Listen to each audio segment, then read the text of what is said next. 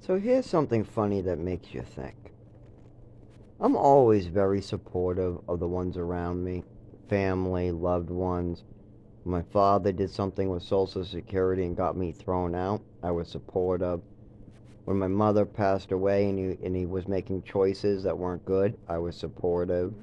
When he remarried and the whole family had a problem, I was supportive. When his second wife and third wife were keeping illegal pills, I was supportive, and they were semi supportive of me. But here's the thing: if they just had discussions with me, if they just treated me like another person in the house that was paying the damn rent, seeing as at the time I was.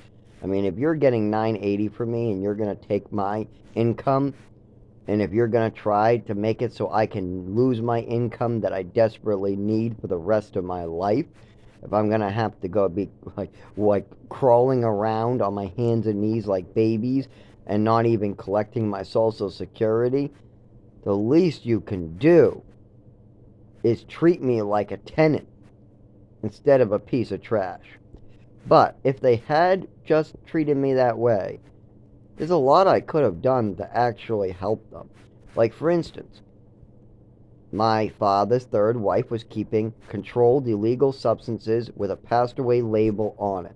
Had somebody's name on it that's no longer living, that doesn't live in the house. It was in possession of somebody that can't have possession of it. There is Perk 30s, there is Xanax, all these illegal drugs. And if they had come to me, I could have cleaned them up for them. All they really had to do to not get in trouble with a 19-year-old in the house and keep it from their 19-year-old, and even if they could have easily, I could have told them how to do this, and then they still could have kept them from me, and they would have been cleaned up and legal, and nobody would have given them any shit for them. All they had to do was weigh out one pill, then they have to end up putting all of them in a coffee grinder. Then they go back to the one weight of one pill.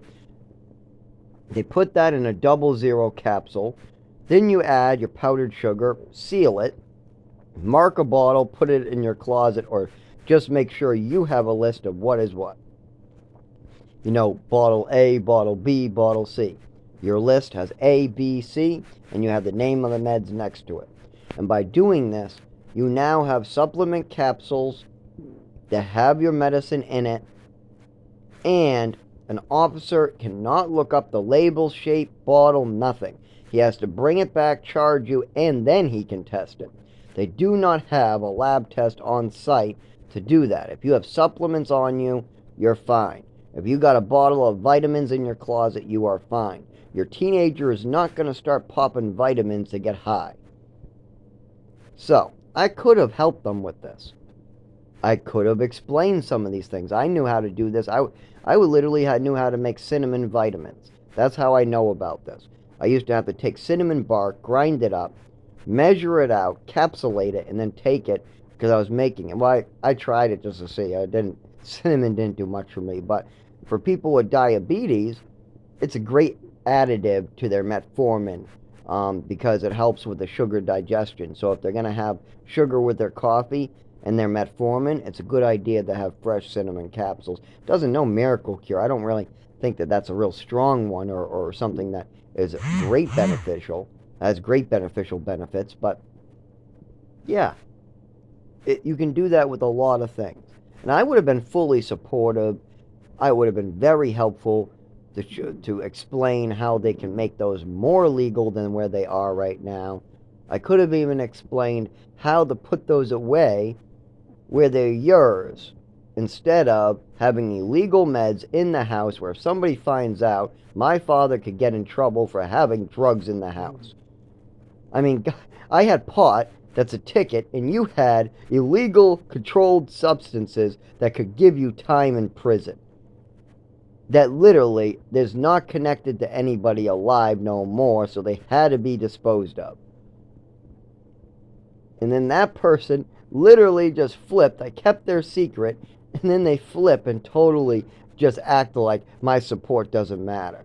all my support, giving all that, talking to the family about how they should accept my father's choices, and that if he wants a third wife, then that's his choice, and that it makes him happy, and you guys should be accepting that.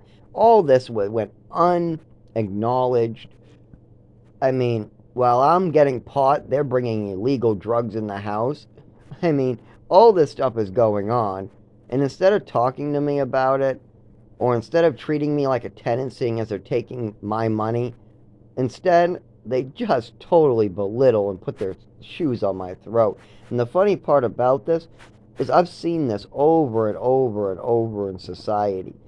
People feeling better than other people, and that's the big issue out in society today. Police officers, judges, even people of the public. The guy who's an accountant thinks he's more superior than the guy who's a painter. And because of that, we end up with a lot of division. We end up with a lot of this hate, and we end up with a lot of, well, what's happening now? Wars in Ukraine, fighting, missiles. Now, here's another one for you. We sent missiles to China during World War II. They were used on Japan, and then Japan surprise attacked us. So, or it wasn't really a surprise. So, we have now sent missiles to Ukraine. Ukraine has used those missiles on Russia. Now we are just waiting for Russia to strike America, and then World War III is here. So the minute you see a Russian strike on Cuba, a Russian strike on like Dominican Republic from Cuba, like let's say the Russians take some missiles, bring them down to Cuba, and fire them at the Dominican Republic or something, or Florida. There's World War III right there. And don't forget, we said it was so wrong for Russia to put missiles in Cuba, pointing them at us. Yet we have now put missiles right in their territory and fired them at their people, and we're arming their enemies. But that's not wrong. We weren't even at war with Cuba. We had no war or anything really going on with Cuba that was that serious. Now, Russia's in a war trying to get their land back, similar to what we went through with Texas and California. And now we want to arm their enemy. Is that not going to provoke an attack? I mean, this is not a surprise. If a missile hits Florida from Cuba, it's not going to be a surprise to me. I'm sure on every news channel they'll call it the next Pearl Harbor, but it's not a surprise to me. I mean, history has repeated itself over and over and over and over and over and over and over. And if we choose not to learn the history, well, that's our fault. You can't know what to do in the future if you're not learning from the past.